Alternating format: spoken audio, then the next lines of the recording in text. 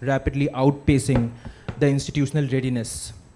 And when audit bandwidth, procurement leverage, and all of these things are a bit constrained in these environments, responsible AI might fail in some predictable ways.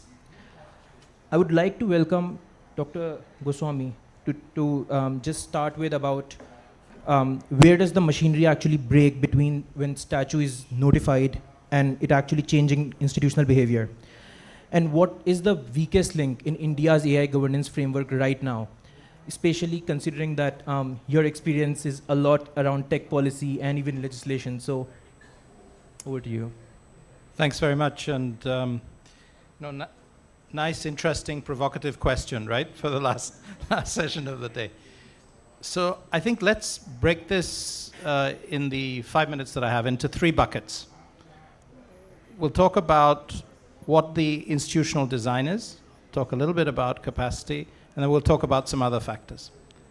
So the institutional design, if you look at where we are in India today, it's very fragmented. There's no overarching horizontal AI law at all. And that is a little by design, because the government has not wanted to go that direction. So is that in and of itself bad? It's not in and of itself bad, because if you look at the spectrum of different countries in the global south, some have gone for those overarching laws. You see Brazil going in that direction. There are plenty of countries that have gone the other direction. The issue with that is you have to then have a whole of government coordination, because we have regulators on the one side, we have an IT Act with rules. Some of you will be familiar with what came out on the 10th of February on synthetically generated information. And you have other things going on, right? So how do you coordinate that?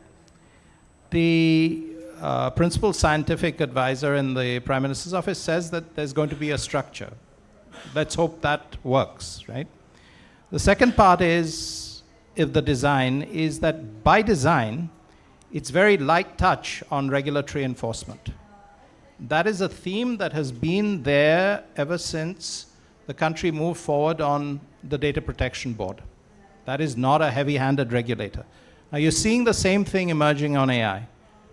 Are we going to have an EU AI office? No. I mean, we're looking at an AI safety institute of some type as part of this structure. Now you may say that maybe this is a lesson learnt, right, out of failures that we've had in the past under the IT Act. But there are other problems that arise out of that, because if you have heavy compliance burdens on market players and inadequate capacity on regulatory enforcement, you'll have an issue. The last part, and I think the most serious on design, frankly, is we have a top-down regulatory structure. We do not have co-regulation. So what I mean by that is, when you've got something as fast-moving as AI, if everything is dependent on a top-down regulation and you don't have industry standards as the first line of defense, then you're going to have issues around that. So there are definitely challenges in the very design. The second challenge, though, is on capacity. Now, why is capacity important? Well, if you're going to impose a 3-hour, 3-day, whatever limit you're going to on market players, famously in the SGI rule, okay, but do you have the capacity then to verify that? How are you going to do that? Do you have the GPU capacity? Do you have the ability to run that kind of verification process? Because if you don't, then you're depending just on good faith, right? So that's a serious capacity challenge. Last part is other factors. So if we are going to manage both the opportunity and the risk, we have to be clear as to where liabilities lie. At the moment in the life cycle, between developers, deployers, and users, that's not clear. That's something that we have to come to. If we do it too much, we're going to strangle innovation.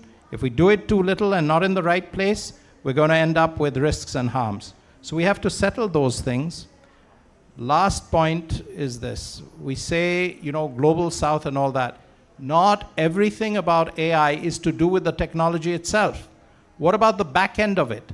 When you create e-waste of the type that we're going to when you have AI, do we have a green blind spot? I think we probably do in terms of the way in which we manage waste. So I think there are some significant challenges around this. Some things which, is work in progress. And I think hopefully if all of you kind of contribute to how this is going to get better, as a collective enterprise, we're going to do better. Thank you.